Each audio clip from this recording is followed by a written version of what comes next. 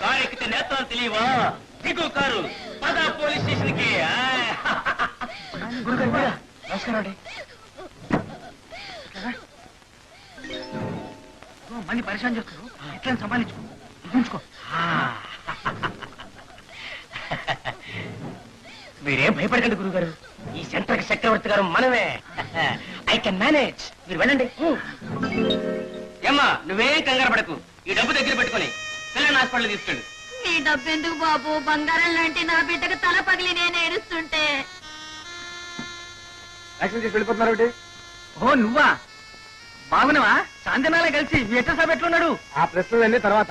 Accident చేసిన పిల్లల్ని హాస్పిటల్లో చేసుకుని వెళ్ళిపోతున్నారు అంటున్నా. నేను టక్కర్ చేసిన. ఎవరే అన్నది? జానీ వస్తున్నానండి. జానీ ఇక్కడ నేను సక్కనే పోతున్నా కదా, ఆ పోరడే వచ్చి రంగ్ సర్లే నా పై కింద పడ్డాడు. అవును, వాండా తప్పు నాదా? వాడిదే తప్పండి. ఈయనదేం తప్పులేదండి పాపం. తప్పులు డిసైడ్ చేయడానికి మనవరం అండి. పోలీస్ స్టేషన్ లో డిసైడ్ చేస్తారు పదండి. పోలీస్ స్టేషన్ ఎందుకండి? ఆడిపోతే ముందుగా మీరే లోపలికి వెళ్తారు. నా బయట ఏంటో మీకు తెలుసు కదా. నాకు తెలిస్తే ఏం ప్రయోజనం అండి, పోలీసులు చేయాలి కదా. పదండి.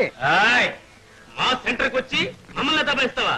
నేత్రాలు తిరిగిపోతాయి, మక్కిలు ఇరిగిపోతాయి, ఒళ్ళు రాలిపోతాయి. ఏంటని దబాయింపు? అరిచావా సోడా బుడ్లు లేచిపోతాయి, కత్తులు దిగిపోతాయి, మర్డర్లు జరిగిపోతాయి.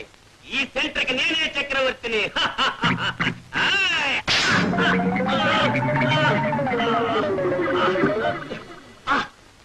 నా నేత్రాలే తిరిగిపోయి, కళ్ళు కదిలిపోయి.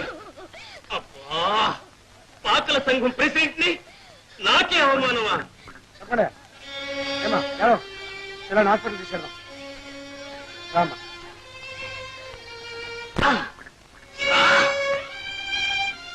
లోపలికి కూర్చోమ్మా. బాబుని పట్టుకో. పోనివ్వండి హాస్పిటల్కి.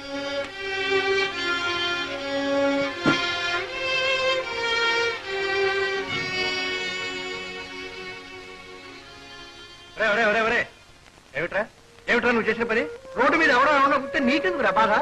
అన్యాయం ఎవరికి జరిగినా బాధే కదా మావయ్య. దాన్ని ఎదిరించడంలో తప్పే ఉంది. తప్పున్నారా? ఏది అన్యాయం అసలు? వాడికి న్యాయం నీకు కాదు, నీ న్యాయం వాడికి కాదు. రే, నిన్ను ఆడబెట్టి పేపర్ల వ్యాపారం చేస్తున్నావు. నీ పేపర్లన్నీ కలిపి 10 రూపాయలు వస్తుందా? నీ సార్ జర్నలిస్ట్ ఇష్టంగా చూడరా. హాయిగా 3 మేళ కట్టాడు, 2 ఫ్యామిలీస్ మెయింటైన్ చేస్తున్నాడు, 2 ఫ్యామిలీస్ కి 6 పిల్లలకి అన్నాడు. దేనికైనా మంచి చెడు ఉండాలి కదా. ఏది మంచి చెడు? ఈ రోజుల్లో ఆవిడకి కావాలి మంచి చెడును.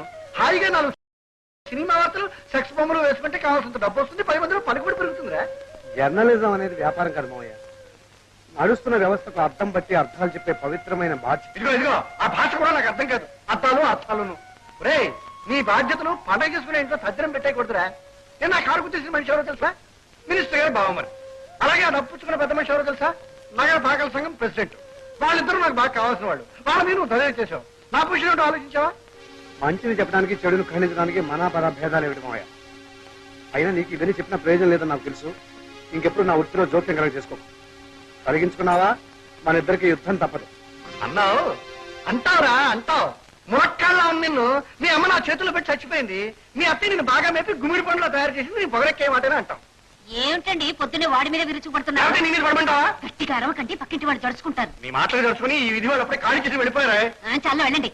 వెళ్తున్నాను.